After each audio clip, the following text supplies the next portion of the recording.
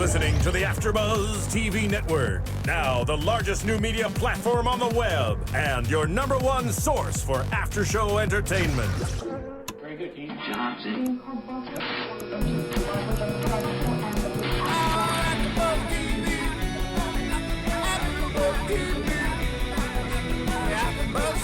the AfterBuzz Studios in Los Angeles, California, presented by Maria Menounos and Bing.com, and streaming live thanks to Akamai Technologies, this is AfterBuzz TV Scandal After Show. We'll break down tonight's episode and get you all the latest news and gossip. If you'd like to buzz in on tonight's show, you can buzz us at 424-256-1729. That's 424-256-1729. And now, another post-game wrap-up show for your favorite TV show. It's AfterBuzz TV Scandal After Show.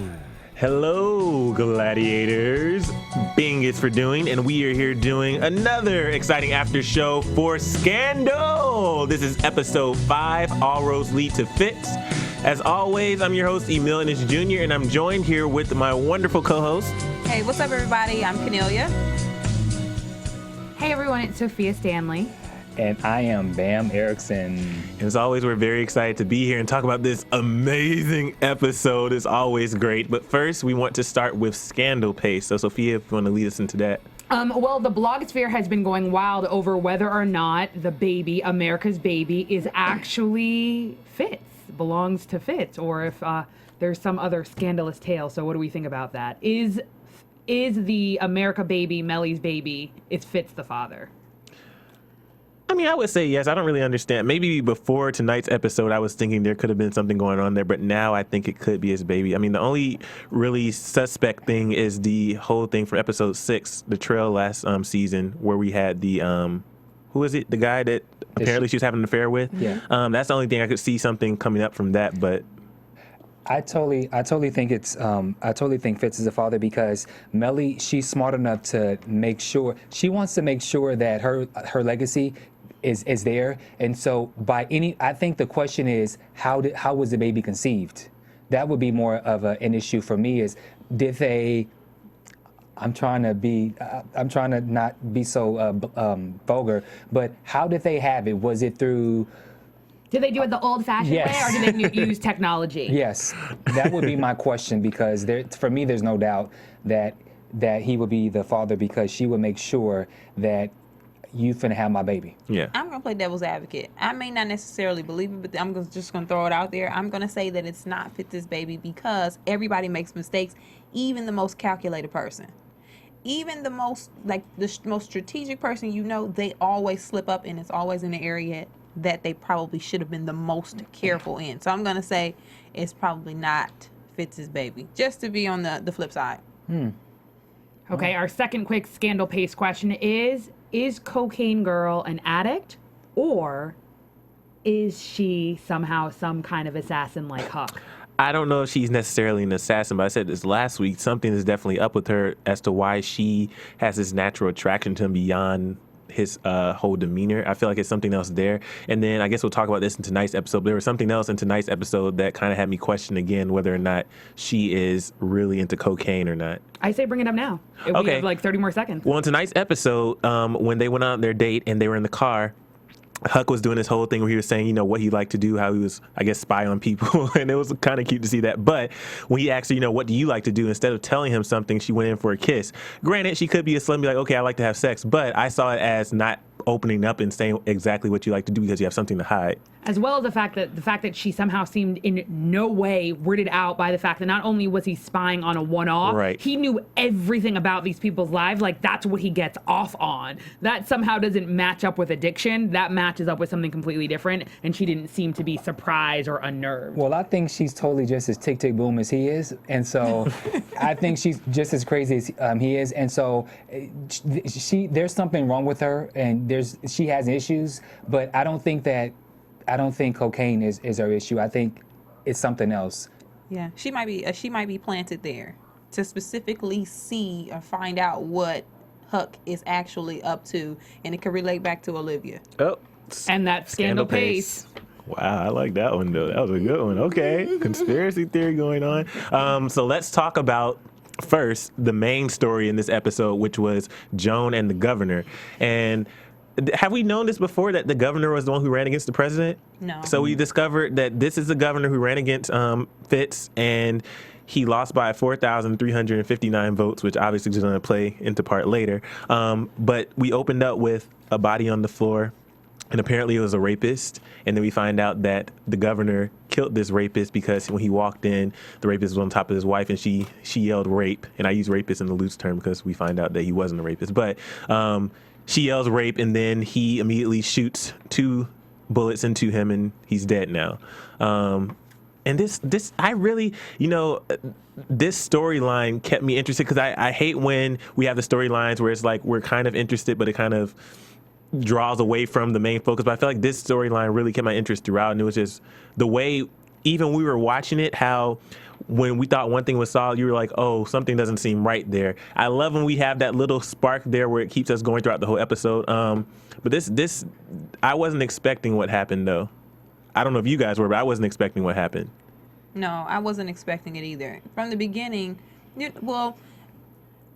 watching from a TV knowing Scandal, point of view, I knew it wasn't what it seemed. Yeah. But taking that aspect out of it, you would assume, okay, he shot her, she was getting raped.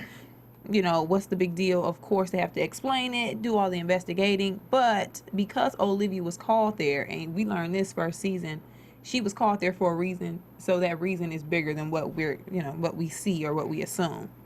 But I don't know. I guess there were the signs, though, because why did he have a gun that was purchased within the last week? Worried about the angry phone calls and stuff. But he had the responses ready to go, which obviously a murderer would be prepared to have those responses, though. And I think also not just a murderer. I think he presumably was, again, just over 4,000 votes shy of being the president of the United States of America. So he's a very intelligent, savvy, sophisticated individual. That's the first thing. The second thing is, obviously, he doesn't like Olivia, and he doesn't like her because he literally blames Olivia for the reason that he lost the election. I think Olivia should always be wary when she's dealing with an enemy, and she's not.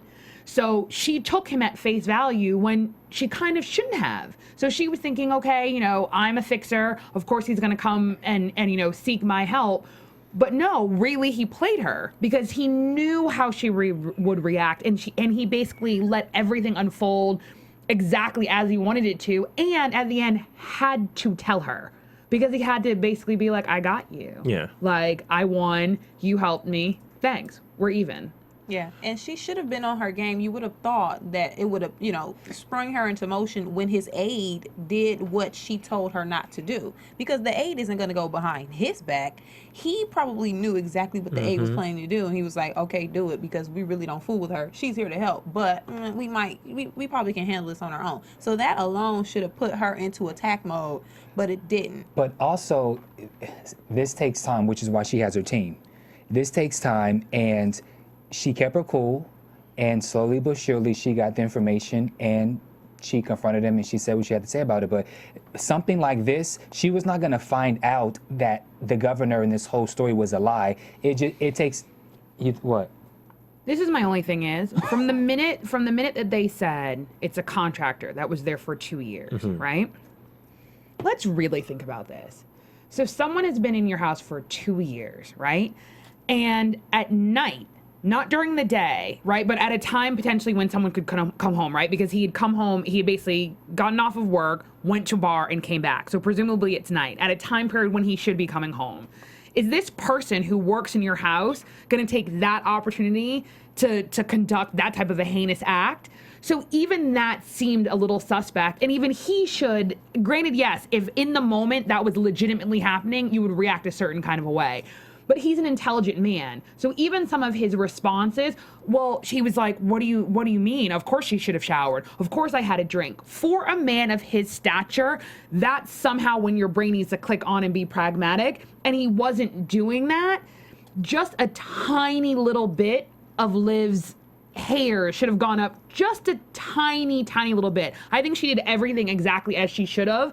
But there is that little bit that I think, again, whenever you're dealing with your enemy, you should have a little bit of a different guard on. And I think she didn't approach him like an enemy. She approached him like a client, which is, I think, what she does, but I think it's starting to affect her a little bit. Do you think that if she would have approached him in a different manner, that maybe being that they're already enemies and that he doesn't like her, do you think that he would have maybe responded differently if she would have come at him in more an aggressive way? Do you think he would have? I think so. And think about it. In previous episodes, that's actually how Liv comes at her clients. Liv comes at her clients very aggressively. Why? Because it unnerves them. And when people are unnerved, they tell the truth. She actually treated him slightly with a set of kid gloves, right? Because in her mind, and I think it's part of the fact that Liv feels like she's carrying the weight of the world. So even when the wife is basically going through the diatribe of, he's not the man that ran for president. You know, if I could do anything for him, I would get those 4,000 votes back. It changed him. He used to have hope. You could see the way that Liv was standing in the doorway.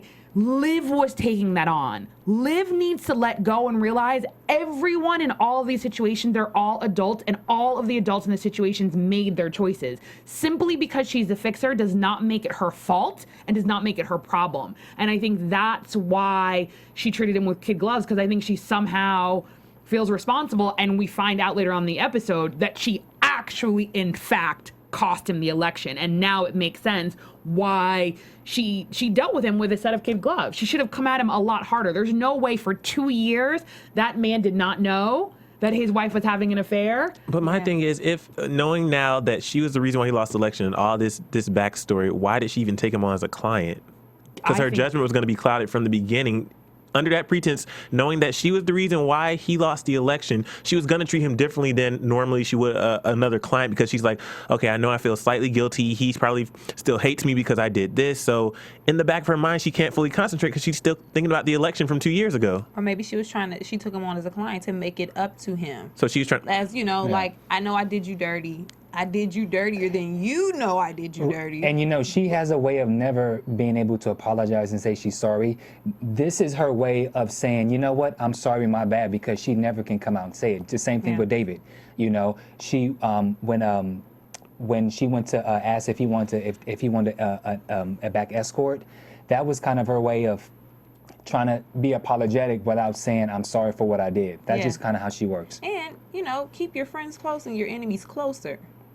Her doing this favor, the way she approached them, you know, you can be someone's enemy and still act like everything is okay. You know what I mean? So I think she is good at doing that, but the lines get blurred. Olivia, her lines are starting to get blurred because she is, like you guys said, she's taking on clients that she has too much personal backstory with. And when you do that, you have to take the blinders off and you have to look at it in a different way. Yeah. And I actually really liked that this story moved the overall story forward. I think we're starting to get to know Liv better. So even the fact that it opens with her on the phone and she's obviously talking to her ex, and that kind of dichotomy between, like, she seemed like she was starting to warm up. And even just the fact that, you know, Harrison was like, oh, well, he's going to call back. And Abby's like, why? Because he has game. And the phone rings and you can tell that she's happy. And as she turns the corner and they're all looking at her like little kids, like, oh, yay. You know, she's kind of a little happy. She's looking at them like, what, now back to work? And then we obviously find out, you know, that there obviously was a presidential candidate, because at this time we only knew the vice president. And then, you know, I think that it just shows that Liv has been a power player for a long time, and I think that we're going to come to find out, obviously, that just like the title says, all roads lead to Fitz. Oh, okay, it really does. But before we go to the next topic, guys, let's talk about iTunes. You know, each week we ask you guys to go to iTunes, rate, comment, subscribe, share, and once again, we are just blown away, overwhelmed. Over 116 ratings on iTunes. We're still at 5 stars. You guys are freaking amazing, leaving comments and subscribing and, you know, telling everybody, spreading the word about the after show. And we have some other exciting news for you guys later. But we just want to thank you so much and continue to comment, rate, share with other people, other gladiators who might be fans of the show but don't know about our podcast. We just really, really appreciate it. Same goes to all of our Twitter and YouTube fans. We really appreciate you guys. Over 166 comments on YouTube. Let's not downplay that, guys. That's a lot of gladiator conversation. So we really do appreciate it. So make sure you continue to spread the news about the Scandal after show on AfterBuzz, and we just want to thank you guys. And also the podcast app. If you haven't heard us talk about it before, there's an app on iTunes that you can download in the App Store. It's called the Podcast app. And what it will do is put all your podcasts from AfterBuzz or whatever other podcast you listen to into this one neat little app. And each time a new podcast comes out, so like ours will come out tomorrow morning, it will be right there waiting for you, so you can listen to it on your way to work, in the shower. Can you listen to it in the shower? Some people can. Yeah. Wherever you want to listen to the podcast, wherever you do, you can do that. So thank you guys again so much, and back to Scandal. So let's talk, Cyrus and James. So, James has had this whole issue with he wanting the baby and stuff, and they had the big argument. And then I thought they were over it, but obviously not, because he is unhappy at home because he feels like, Cyrus gets to do what he wants to do, and Cyrus has his power. And James, we have to remember, James was a power player. James was a freaking White House correspondent. Like, he wasn't just some nobody journalist. Like, he was actually a big journalist. So he feels neglected and unwanted because Cyrus isn't giving him what he wants. He's just stuck at home. And we see that he returns to the White House, which is a big blow to Cyrus. A big blow. I see why he and Melly get along. Do you see the correlation between the two, between James and Melly? Yeah. And what I thought was really interesting is when they referred to each other as honey or sweetie at work. I was like, would that really go on in the White House? It definitely would, because I think the funny thing is, especially in a town like Washington, D.C., it's not a 9-to-5 job. You are literally at work a minimum of 12 hours, right? If you're at work a minimum of 12 hours, and then even after work, you're still socializing. It is a job where you are on 24/7. Where other than work are you going to meet your significant other? That's number one. Number two, it's no secret that they're together. They're married. Mm-hmm. So I think you don't have to have that pretense that you're not actually a couple. And I think more importantly, the line has just been drawn. Up until this point, he was simply a former journalist. So when he would have been at the White House, it would be as his husband. So it would be normal for him to refer to him as honey or sweetie. So I think, just like Liv says, separate the two. And he's like, how's that working for you? They haven't switched over yet. And so that's why there's that tension even, during the actual press conference. You're seeing a lover's spat. Like, that's what that tension is, because James is trying to reclaim his stake because, as we saw in previous episodes, Cyrus doesn't respect him. It's not just the matter of the baby, the big, fat, juicy baby. Cyrus was basically like, well, you didn't give up your career because you didn't have a career. Yeah. And I think that's when James has to reassert himself as an individual and say, okay, I'm going to show you. Not only do I have a career, I'm your equal, and that's how you'll deal with me. But was he out of line for what he did at the conference? Well, I don't think... Take a step back. He was out of line for not even telling Cyrus that he was going to be there the next day. Like, they went to bed that night, woke up. He knew he was going to be there. He knew. He laid his suit out. He knew that he was going to show up to Cyrus's job. Right. They had pillow talking. Right. They were pillow talking, and he didn't even mention it. So that alone was shady. I get why he did it, because, of course, then it would have been a blowout at home. And just to stick that little thorn in his side, in Cyrus's side, to say, remember, I'm a journalist. Remember me? Hey, I can come back whenever I want to. I see why he did it, but that led to the tension in the press room. So I don't, both of them were justified in their actions, but it should have taken a step back, and they should have talked about it before it even happened. I understand. I get why James did what he had to do. He had to make his point across because he's being ignored. I get that, but the way they were just going, they were catfighting in the middle of a press conference, and I felt that James was acting like a baby. And I disagree. Look, actually, I agree and disagree. Okay. I agree on one level, but on another level, that actually is what journalism is, especially when you're dealing with the White House. Like, it's like a sparring match, and that's what they were doing. So technically you can argue that Cyrus was wrong for calling on him to begin with. If Cyrus was uncomfortable, he's the newbie, right? James the newbie. I don't care what kind of relationship you have. Go with your other reporters and kind of dead him at first, right? But he specifically called on him, right? Then when he asked his question and he dismissed him, the quickness in which he went to Carol, that was his way of saying, like, I'm gonna call on you and show you that you're irrelevant, right? So James, being the reporter that he is, and again, think about it, reporting is all about finding the truth, digging. You're not gonna take no for an answer. That's what he did.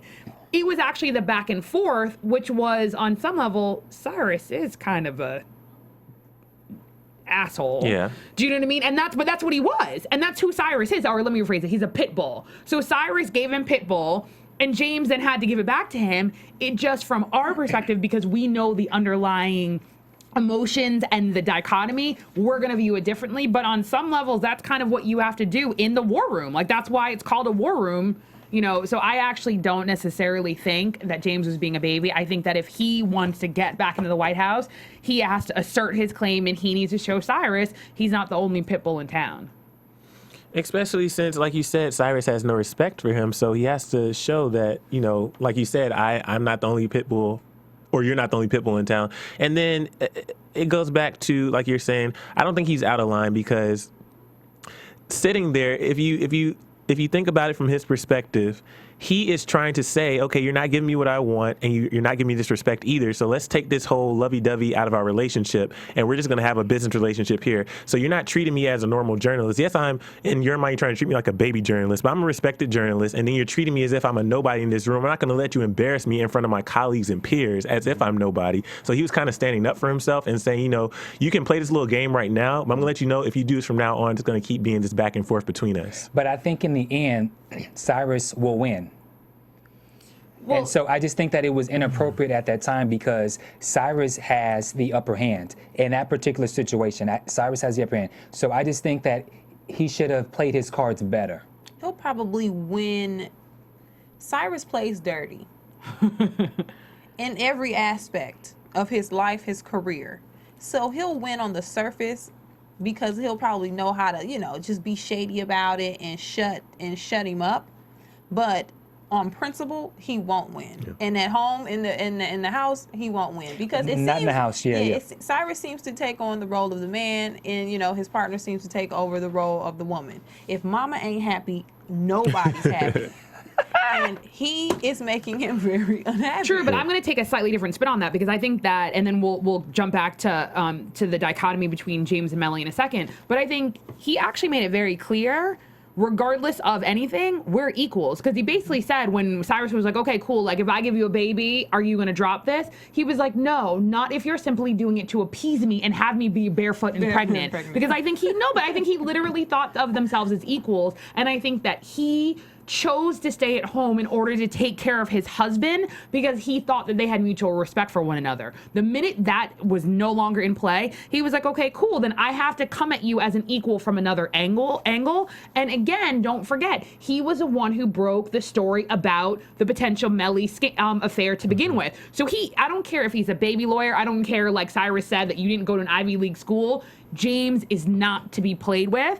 And even though I don't think that James knows the extent to which Cyrus will go to win, I think we have not seen the last of James, and I think that Cyrus has underestimated James, and I think it's going to come to fruition. Definitely. Before we move on, speaking of relationships, I have a comment about Olivia and Senator Davis, because I know that's not a big issue. Yeah. Okay, when they were on the phone, or actually when Senator Davis came over to the house, you know, he says, well, you know, what's up? You know, do I keep calling? And Olivia said, I want you to keep asking, but I'm not ready. That pissed me off. Uh-oh. Why did it piss you off? That pissed me off because, again, you want him to keep calling and keep coming after you and keep asking, but you're not ready. Like, that just, from a guy's standpoint, that just annoys the hell out of me when a woman is like, no, yeah, you can keep calling, but no, I'm not ready. Like, who do you think you are? But you got to look at it from a different perspective. She just got out of a very difficult situation. I get it. Right? So, every woman, regardless of who you've been with, we like attention and we like to feel wanted, even at the point where we're not wanted by the man who we want. So because the man she wants does shot her down at the restaurant, he's not fooling with her anymore. That's what It's just something about feeling like you're needed by someone when you're not needed by the man that you want. As a man, I hear what you're saying. You don't like it, but sometimes you just need to feel like you're needed. I think, though, the issue is not with what you said, but with Olivia is you said she's not getting what she wants from the man that she's into. So how long is this going to go on for where she's trying to get these feelings from this man that she used to be with? And how long is she going to string him on? Because I wouldn't want to be... There's Thank no you. telling. Oh my God. Am I the only, mushy one? I completely disagree. I feel like that was one of the only 30-second moments when Olivia Pope was the most honest she has ever been. Without a filter and without anything, she told the man exactly as she felt. And exactly what she felt is, I'm piggybacking on Kennelia, but if you think about her words, Olivia always has to be pragmatic. Olivia always has to think about what she says, and especially when it pertains to her emotions not related to a case, she has to be guarded. This was the first time that she basically honestly said, I want you to keep asking. Do you know what I mean? And it's not just that she's stringing him along. They almost got married. Yeah. And as we're going to find out, all roads lead to Fitz. It's possible that the reason they did not get married is because of Fitz. So it was obviously possible that she was close to having a love with a man that to a certain extent could have been whole until she realized there was something else. That's the worst feeling in the world, to know that at one time you were happy, but now that you found more happiness that you can't have, that you actually can never go back. And she knows that. And that's why even she said the previous episode, it's not going to be okay. But I think she's trying to heal herself. And I think with the pure honesty of who she is, she said, I want you to keep asking. And when I'm ready, I'll tell you. And that means that even if she says no, she will say no. And if she says yes, she will say yes. I feel like that's the most honest she's been. Put it that way. I feel so sad for her now. I don't.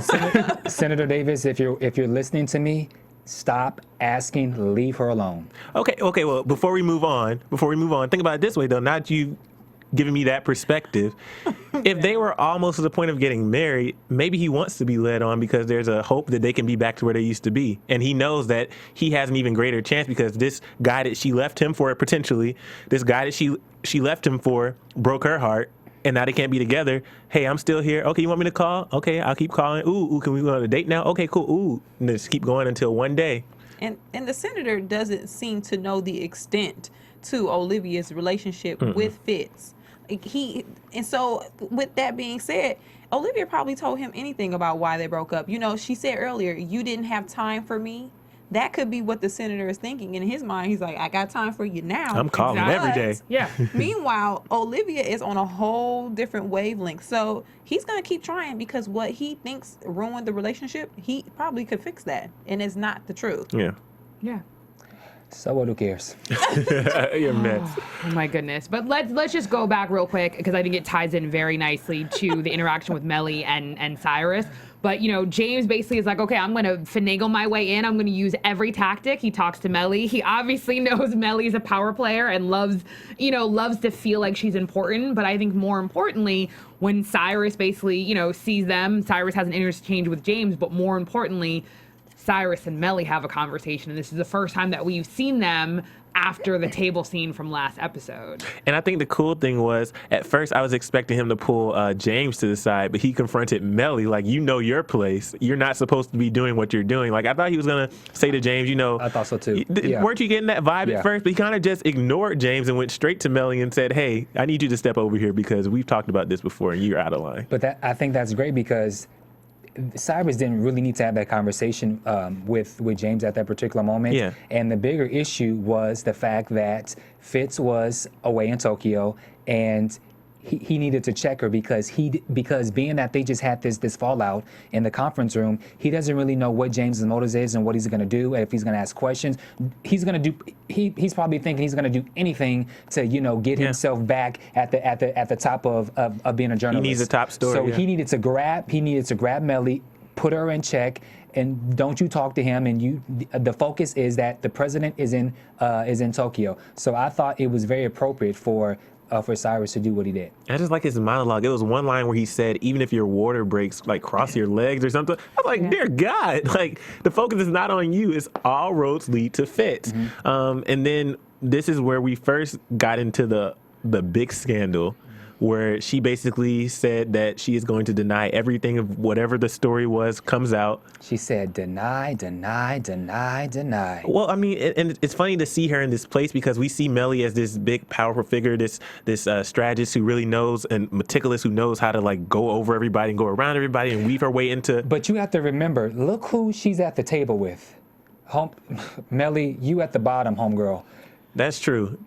I disagree. She's at the bottom on paper, but strategically and what she's willing to do. He said when he was walking with Melly, you would gnaw your own foot off if it meant something. Melly, on paper, again, she's just the first lady, but Melly knows how to, place herself in a position where she could be untouchable, and she will throw you under the bus if need be. Melly has no remorse, or she has no, she just doesn't, she seems to not care about anybody except herself. And when you have that feeling, you'll do anything. And not only that, because I think that we minimize Melly way too much. First of all, even if she was number 5 on that table, that arguably is the most powerful table in the entire United States of America. Yeah. So being number 5 in that table is not a small feat, number one. Number two, the fact that she even had a seat at the table, we keep saying things like, oh, she's only the first lady. She obviously was necessary to be at the table to begin with, because we're going to have to find out why she had to be there. Because it seems like Fitz doesn't know. So why did she need to know? I meant that in the sense of her being on the low. I mean, you're right. That's a very powerful table. I'm just saying as far as her, Melly, and Cyrus. But you know what, arguably, and this is the funny thing is, and I think this is why Melly is slick. And I think Cyrus is slick in his own way, but Cyrus is called a pit bull. Why? Because you see him coming. That's his job. Melly is scary because you don't.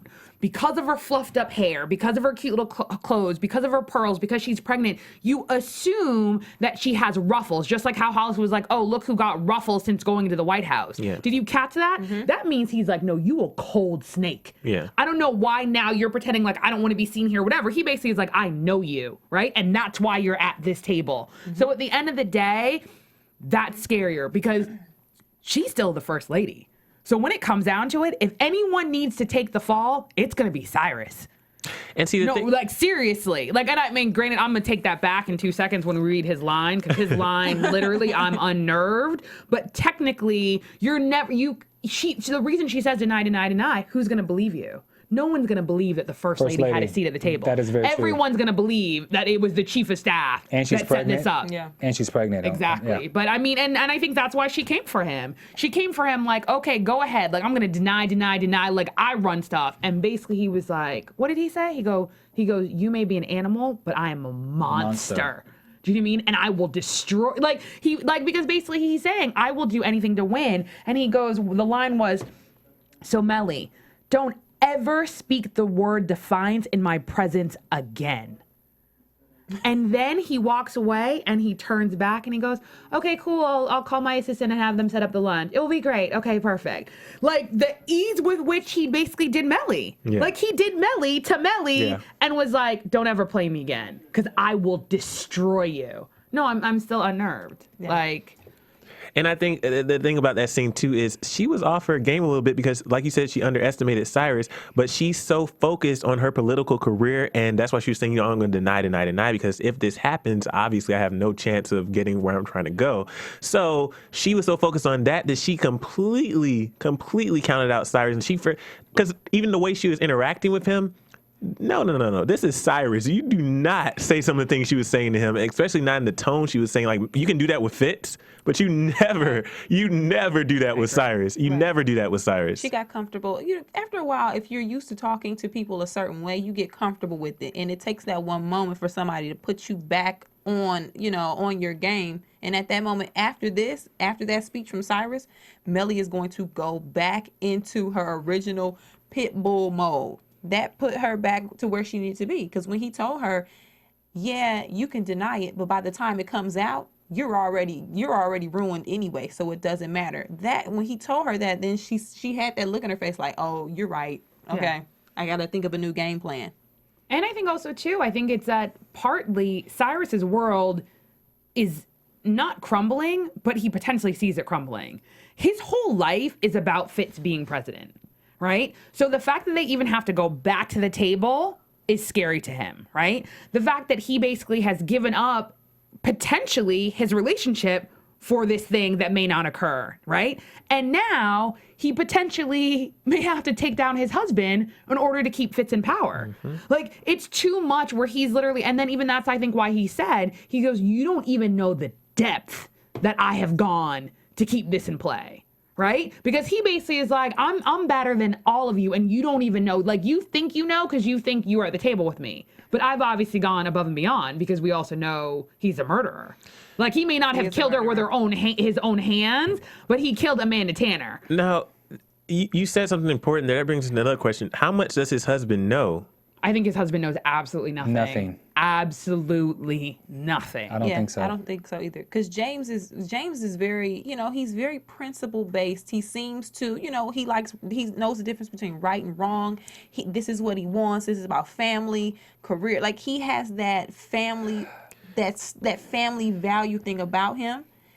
And Cyrus doesn't operate that way at work. How he operates at home, I don't know, but at work, that's not Cyrus at all. I see James and Melly together, and I see the two of them together. That's what's scary, because if he doesn't know about the murder and somehow along the line, Melly and James team up, and that can be the top story. Because if their relationship is beyond repair, I don't think it is, but if it comes to that point where the relationship is beyond repair and he doesn't care what he does to Cyrus, that's a top story right there. Right. And the question is, do you see James and Melly pairing with Melly for the sake of his journalism career and to prove himself as a professional, and Melly pairing up with James to be spiteful and shady to Cyrus? Yeah. They have two different motives. I agree with you. The only difference is I think that Melly would do it for her platform, not to get back at Cyrus. Her only revenge is to potentially be the president of the United States of America. So it's not spite per se. It's if it's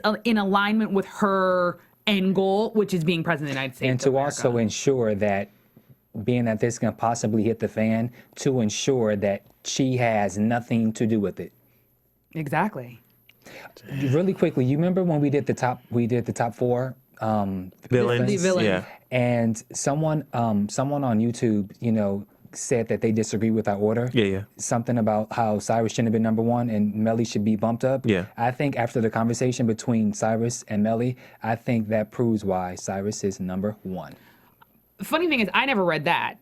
I think everyone agrees Cyrus is number one. I think it's where Melly falls. But yeah, 'Cause we had her, whoever like, on number YouTube, 3 or something, you yeah. can literally YouTube me. Cyrus is The number baddest. one. Yeah. So what about our new lovebirds, Dave and Abby?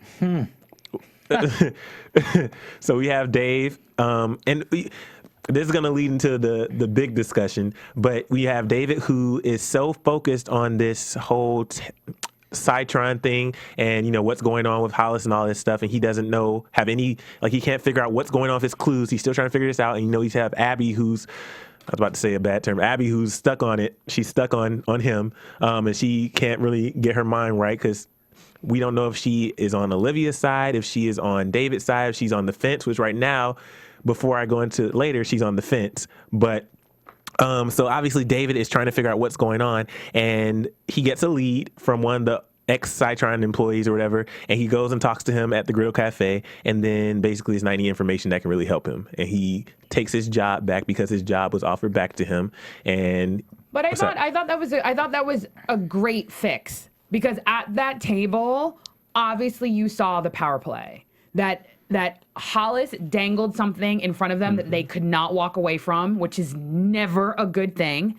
And he basically has them. Like, he's controlling them, and he basically is saying, either solve this situation your way, or basically I'm going to kill David. Like, it was obviously in no uncertain terms, because obviously he's killed before to get what he wants. And so I think the fact of offering back David his job in exchange for letting go of the conspiracy, I think it was a good temporary fix. Now, you notice Cyrus kept giving Olivia the glare during that whole scene. and to the point where Olivia finally said, I'll fix it. Which is, I kind of hate to see her. I feel like Cyrus does to her what she does to Huck.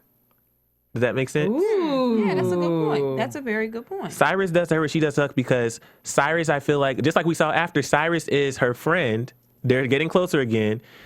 Olivia's Huck's friend, but they still use each other, or one uses the other more than the other for what they need and the ultimate goal. But I'm going to defend Cyrus because in this instance, who else could fix this except for Olivia? That's true.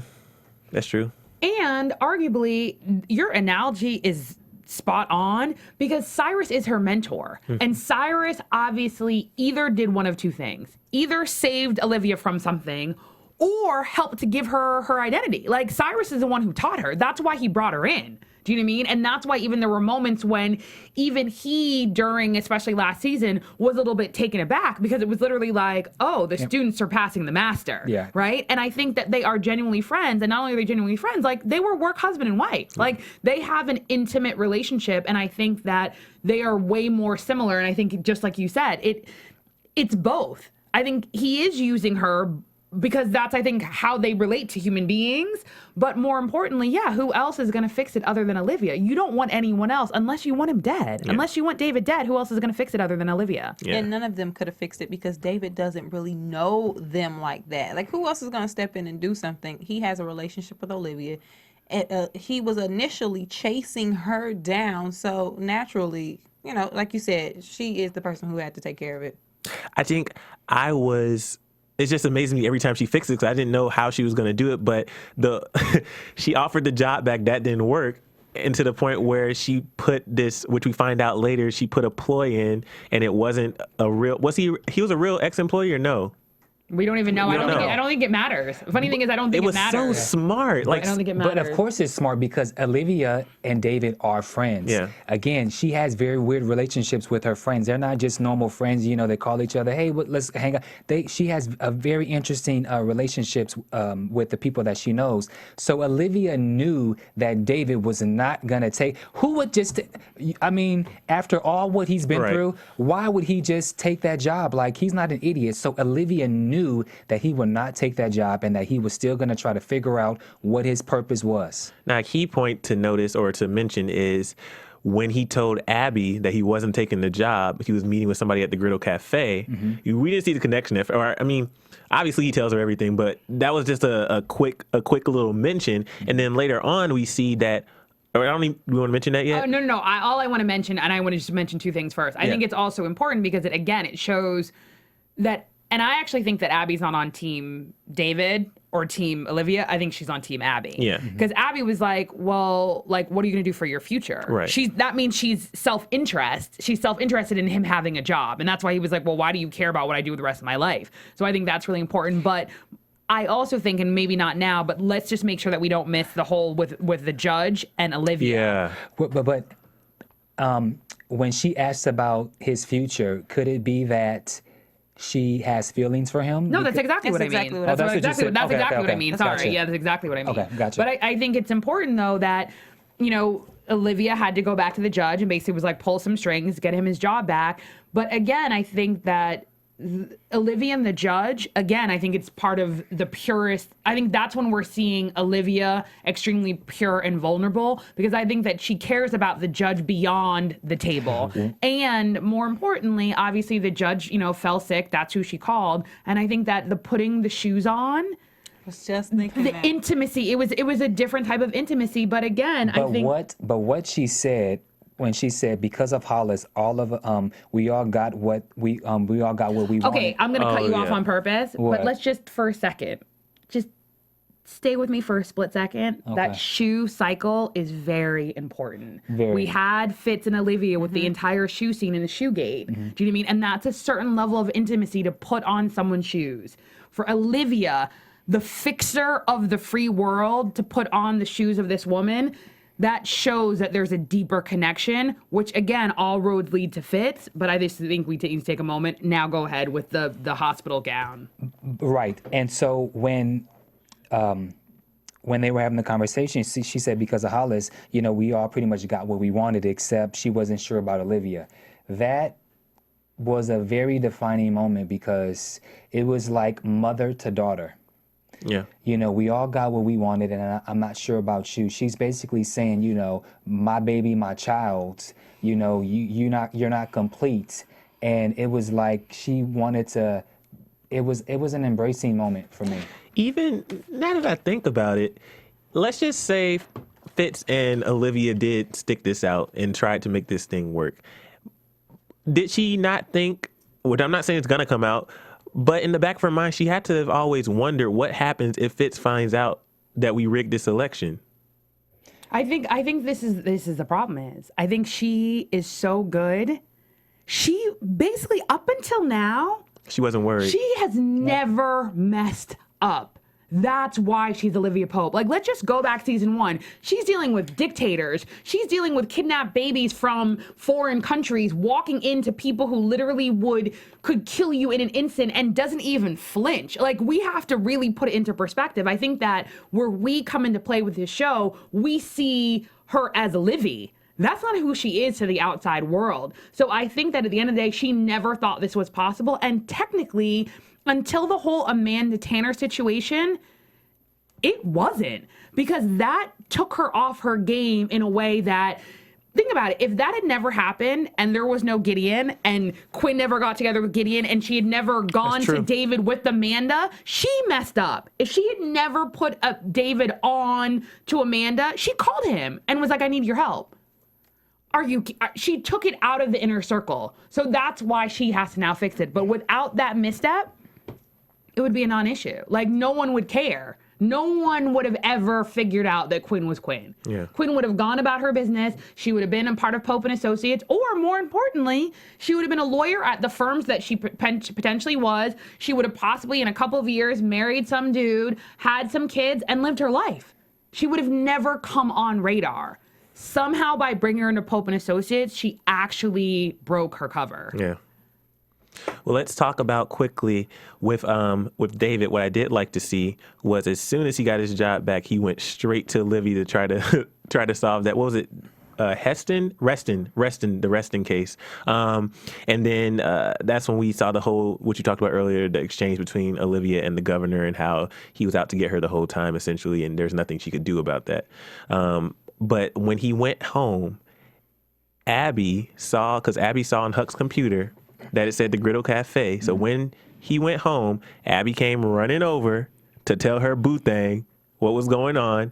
And then all of a sudden, that's when the last couple of minutes of the episode were just explosive because we realized that this whole 4,359 had such a greater significance than just him losing the election. It was the fact that Citron was a company that does more than just what did they do? He said more. I think was it gambling or gaming software for slots, right? Yeah. For slots. And they used it for the polling, and it was Quinn's boyfriend was the one who ran that particular software, created that software, and that's how they rigged the election. And I definitely was not expecting that. I'm still blown away. Not only was I not expecting it, every time the wife mentioned it and every time the husband mentioned it, I wanted to say, no, I actually didn't. I wanted to be like, get over it. Yeah. Like, no, seriously. I was like, get over yourself. If you lost by 4,000, that meant you lost way beyond that because it should have never had to come down to that. You lost, get over it. That's how elections are. Like, I kept thinking he was a crybaby. I must be off my game, but I didn't see that coming at all. I didn't, only because they kept throwing the number out there so many times, and plus the murder, this whole murder, it kept evolving. It went from being rape, and then it went from and then it was an affair. He didn't know about it. Then he knew about it. Things just kept coming and coming and coming and coming. So I knew when they both kept saying that number over and over again, I was like, something has to be, because you remember when we saw when Joan said that she was going to say that when she was going to confess. When she went into the elevator and when she turned around and she gave that look to her husband, we all had this. Yeah, I agree. We all had this look like something's not right. But see, no, we knew that. Yeah. I think we knew that. It's different. That did you know that the election was tied to the bigger table scandal? Not necessarily, but the number, I figured that number was going to come into place at some point. I was unsure where. Yeah. No. Yeah, I didn't link the two together at all. Like when they kept saying the number, I like Sophia, I kept thinking, okay, you lost by that number. At least it was only that number, which means a lot of people wanted you there. Get over it. Now you have to deal with the consequences of you murdering that guy. I didn't put two and two together to say, oh. Well, I sort of kind of did, because I'm thinking about it, because you remember the governor kept blaming Olivia for it. True, but the number, when they kept mentioning it, it was once they finally got to one of the final scenes and he was saying how he was going to commit suicide and all this stuff. Then I was like, okay, he's just really bitter about this, about losing the election. He's just like really bitter.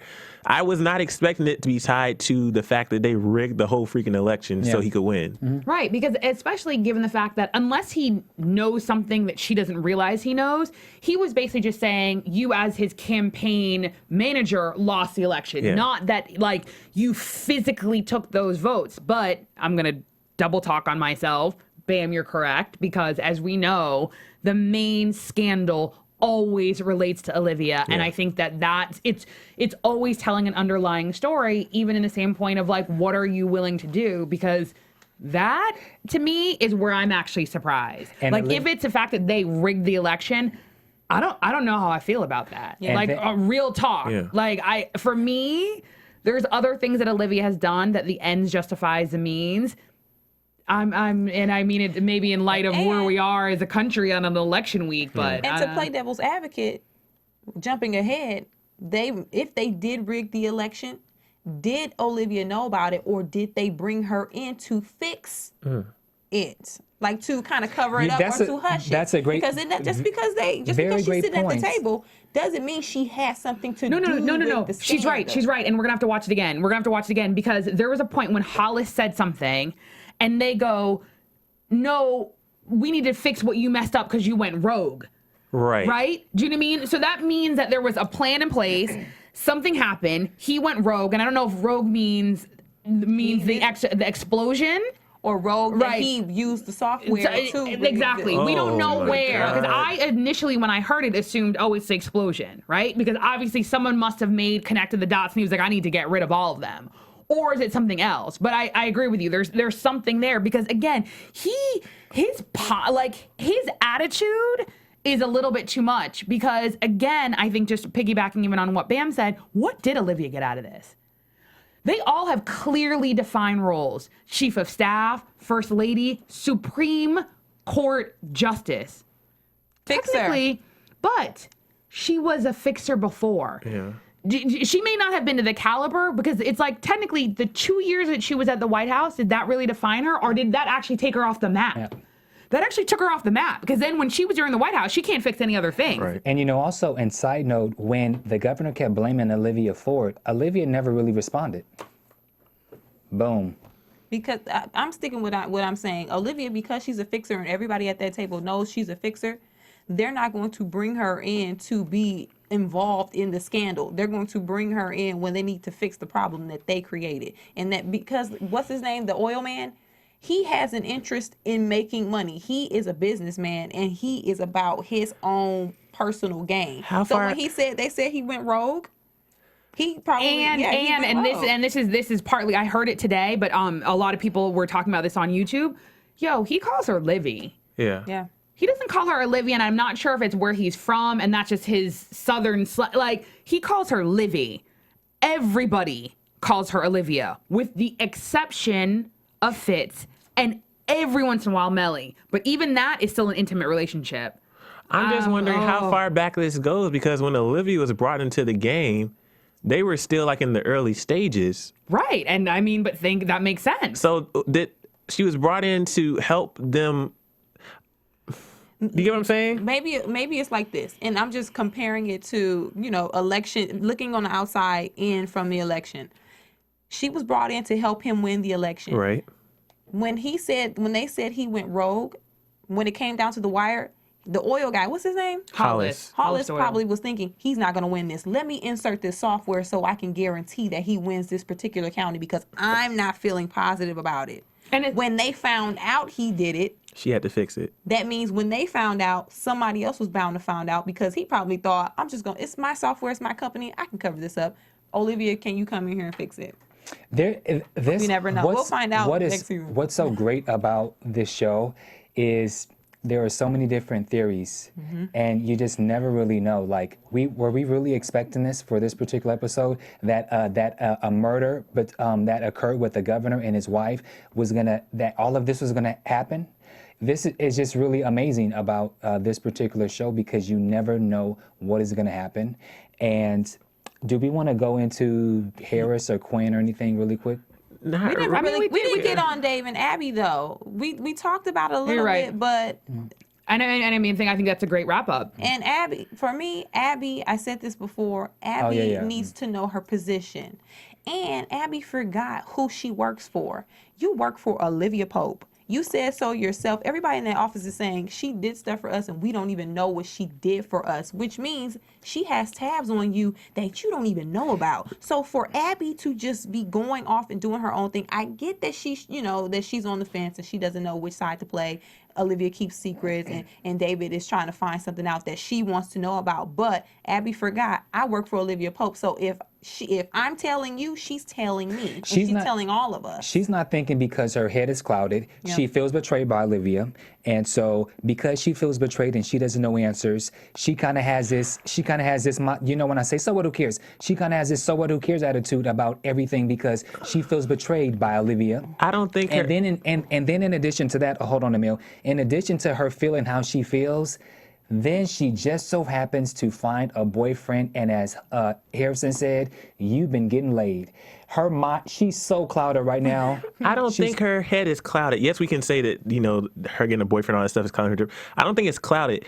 Remember, Abby's main goal is to get the truth. So her head isn't clouded. She's clearly focused on exactly what she wants. That's why I don't think, like what you said, she's not on one side with David or one side with Olivia. This little line right here is the truth, and she is right there trying to get to it. And it doesn't matter who gets to it first. So she finds out some information that maybe David could help her get to the truth. So she goes back to David. But I don't think she's on anybody's side except Abby's. Okay, and again, I agree. To get to the truth, the person you work for knows more truth than she knows. That's what I mean when I say clouded. Yes, I do think that Abby wants to get to the truth. I'm just saying that she's a little clouded because she's forgetting who she's dealing with. That's why I think that her mind is clouded. I agree with you, but this is where it gets even more complicated.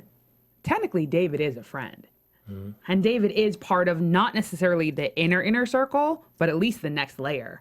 Because Liv has gone to him on several occasions. So she thinks that beyond the small sphere, which she thinks that they're all kind of drones and she can't talk to, that's her next safe zone. And I think that it's beyond simply him being her boyfriend or whatever he is. I think she really feels that not only is that a safe zone, let's look at the hat he wears. And even Olivia said it, like, he wears the white hat. And at the end of the day, his actions have always been honorable. Like, there were times when even with Quinn, like, he was giving Olivia an out. And even, think about it, when he was investigating her, he backed off. He was the one who goes, you know what? No, I'm going to stop myself because I know that regardless of what Olivia Pope did, she only did it for good because she wears the ultimate white hat, right? Mm-hmm. So technically he is in essence as honorable as Olivia, right? And I'm just playing this for devil's advocate because Abby is out of line. But basically Abby is like, I'm not getting answers from Olivia, number one. Number two, Olivia presumably is off her game. We cannot negate how huge of an impact this Fitz situation is possibly having on her judgment. So she basically is like, who do I potentially have to go to? It's David, because arguably, other than Cyrus is Olivia's equal on the side of bad. David is potentially Olivia's equal on the side of good. That is so true because, again, I thought it was a good moment when Olivia and Cyrus, Cyrus had a moment that he obviously couldn't talk about and he had to be strong and do. But, everyone, no matter how strong you are, everyone has their little weak moment where if they go to the bathroom and they have it to themselves. He had his weak moment. He knocked on Olivia's door. He was like, I need a glass of wine.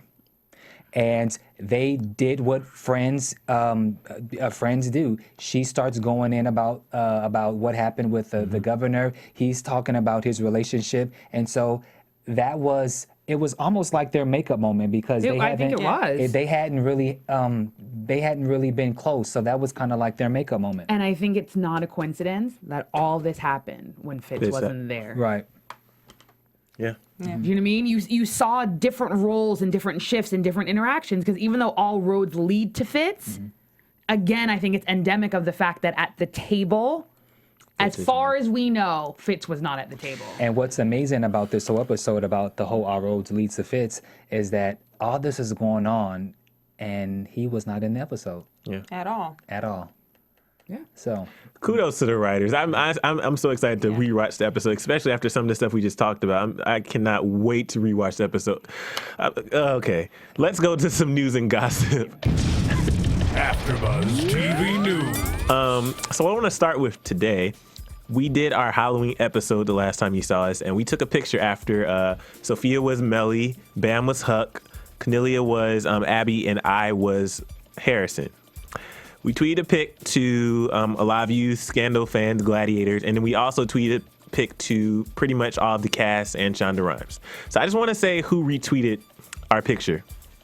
We got Joshua Molina, who plays David, Columbus Short, who plays Harrison, Katie Lowe's, who plays Quinn, Guillermo Diaz, who plays Huck, Darby Stansfield, who plays Abby, and we got Shonda Rhimes. They all retweeted our tweet, and I thought that was very exciting. I mean, it was pretty exciting that they saw that picture, and they all really loved it because we're passionate, and we were just showing how much we loved that.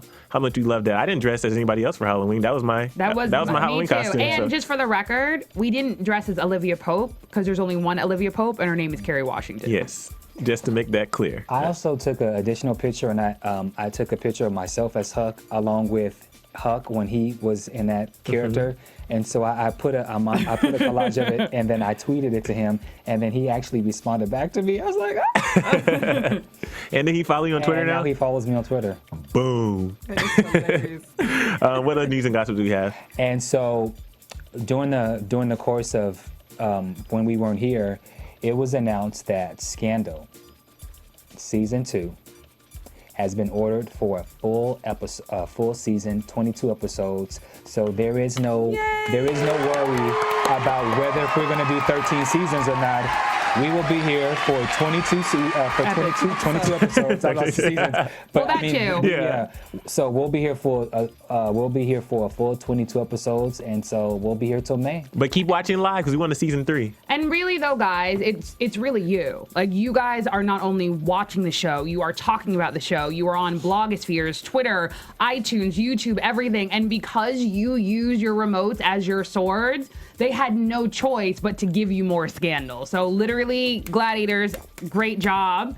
You know, more Scandal, more us getting to talk about Scandal. My best 2 hours of my entire week. Seriously. So really, really great job. Great job to cast, crew, writers, everyone. Bravo. Great job. Want to shout out some Yeah, writers? we actually have shout outs for today. I'm not sure if we have a screenshot or not. We have a new engineer, and I'm not sure if we actually, it could have been our bad. We may not have forwarded Martin the screenshot of our shout outs. But shout outs for today, we're going to start off with iTunes. And we have Miss 1492, Christy Dom, Diatrice Moi, Jean Jones, Miss B Gray. For Twitter, we have Nancy 805300126. We have Kimmy Cat 00. We have Dark Knight 86, Seagal _Adar. DEDDEHK, also known as DD. We have Scandal _Olitz, Amanda Nazar, Mickey Lar, Beautiful Black Woman. Oh, that's a great Twitter. Sorry, I have to say that again. Be Beautiful Black Woman. I'm going to say it wrong. Anyways, we have SB _ That's Me 89,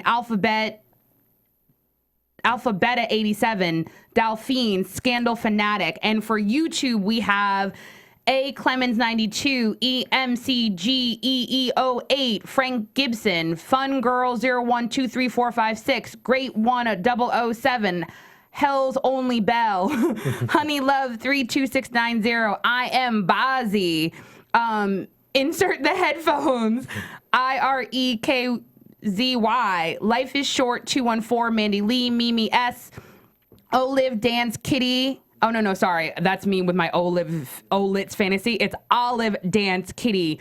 One Sad Chick. This one is a hard one. SH1MMY, SH1MMYC0C0PUF. You guys are too creative. Spark AP Cider, Summer Beauty, Sunshine Lizzie 1, Tammy Frazier, Teacher Terrell, Theo Berry B, TYANIT, Wendiva, and this is a weird one. I love weird. I'm weird too. XXFIIFIIXX. And also, thank you just to the people. Our Twitters have been going off crazy. People respond to things that we say during the show, and we have tons of Twitters messages saying that they agree or disagree with some of the things that we're saying actually doing the live show. So, and we will respond to you afterwards. Yeah, as well as the fact that if you've noticed, so much of what you say is what we bring to the show. Right. We are on iTunes and YouTube and Twitter all week talking to you guys, and that, first of all, brings things to our attention. I didn't catch the Livy comment with Hollis until it was brought online. Yeah. So many things. Like, we are definitely, the minute we leave here, we are engaged. So please continue to rate, comment, subscribe on iTunes, tell a friend, because we are definitely listening and we love you guys, and that's why we love to shout you out every week. So keep commenting, keep talking to us, and we'll shout you out next week. And right before we go to predictions, the biggest news we can't overlook since it's a political show, President Obama was reelected. So congratulations to President Obama. And let's go to predictions. And now, your AfterBuzz TV predictions. Where do we want to start? I guess let's just do the whole table. Where's this gonna go? Like, Actually, I'm going to start. This is, I think, where we go. We have predicted that Abby has to go, right? Yeah. even if it's temporary.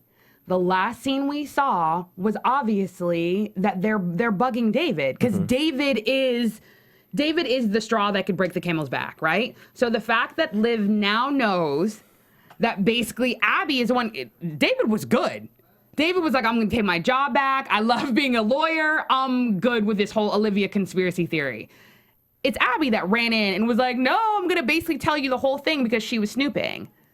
How is Liv going to handle that? Do you think that Olivia will now do you think Olivia will be forced to tell Abby what's going on and make Abby now twist David's mind to make him forget all this? Or would that be too easy? I don't think Olivia is going to tell Abby, because she hadn't told Abby anything. If she was going to tell her anything, she would have told her about Quinn to shut Quinn. You know, she would have told her little stuff. She could have made stuff up to appease Abby, but she didn't. I don't think Olivia is going to tell Abby, because I don't really think so either. But I don't it just think crossed she's my going mind. to. But like we said a couple weeks ago, she has to now. She has to put Abby out. She has to do something to shut her down completely. And it can't just be fire Abby or tell her to kick rocks, because then she's going to do what David did and have this whole wall full of, pictures, and she's going to go deeper into the scandal. But Olivia is now that she knows that Abby is not about her, she's about her own interests, she has to do something. I actually think, though, Bamm, I don't know if that's what's going to happen, but that is a strategic fix. Telling her everything that happened. Not everything. Not everything, Not 'cause everything. Olivia never But tells everything. you have to manipulate her back on your side. You said it. Let's play this scenario real quick. She can't fire her because she'll become a David, and she's already been nipping at the bud. She's waiting, right? So she either can't fire her, even though I think that's still going to happen temporarily. She can't kill her. I mean, Huck. Just saying. Do you know what I mean? And this is where it gets complicated. Or do you bring her back on your side? How do you bring her back on your side now that you've already sparked David? But does she want to because Olivia in the last episode said, I'm requiring you to stop it. Now, is it about bringing her back on her side, or is it that Abby is shady towards me? Is Olivia taking this personal? Because I think she should. She said she told her to stop, and now she's not. She knows she's not stopping, and she's messing with David. So it's kind of like a stab in the back a little bit. Yeah. So, is Olivia going to keep it business, or is she going to take it personal? Something that I'm very interested in finding out is with this whole James thing, because now that James is back in the White House, his role, he's going to have a more pivotal role now. So I'm really curious what's going to happen with him now that he's a journalist. You know, is he and Melly are they going to cohorts, or something's going to happen between them? There's so much. I think it's getting revisited. Yeah. And like we said, he's going to be looking for that top story to put him back on the market. Yeah. And then I'm also wondering with Harrison and Quinn, their stories are taken aback. You know, there's not much going on with them right now. Quinn had an integral part for a long time. So I think that her most important part is that she's back in the fold. Yeah. And she's actually interacting, and I think she's actually evolving and stepping up. Yeah. Harrison, on the other hand, he's due for a scandal, or he's due for something to happen. The question is, now that Abby knows what she knows, is she going to loop Harrison in and change his point of view about Olivia? Very good point. Because last episode he was like, I'm ride or die for Olivia. And I think he's always ride or die for Olivia. However, I think he's a litigator, and he's smart, and he's a strategist. That may be the pin to bring Abby back in line. But you know what also is very interesting is, although Harrison we don't really see him much, but Harrison sees everything. He sees what's going on with Huck, and then he's the only one that is caught, that Abby is the one who is getting laid. So do you think Harrison's going to figure out, or do you think he's going to find out that Abby is involved with David? Let us know what you think. We got to continue the conversation online, guys. But as always, it was a pleasure. Where can we find you guys? You can find me on Twitter at Sofia Stanley, F for Fanatic. At Kennelia. And at Bamm Ericsen. And at Emile E. Jr. and ChaseandLA.com. It was such a pleasure, and we can't wait to continue the conversation on YouTube, iTunes, and Twitter, starting tonight probably. We will see you guys later, Gladiators. We did miss you. From Bing.com, executive producers Maria Menounos, Kevin Undergaro, Phil Svitek, and the entire AfterBuzz TV staff, we would like to thank you for listening to the AfterBuzz TV network.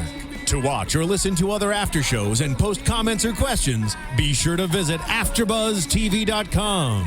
I'm Sir Richard Wentworth, and this has been a presentation of AfterBuzz TV. Buzz you later. The views expressed herein are those of the hosts only and do not necessarily reflect the views of AfterBuzz TV or its owners or principals.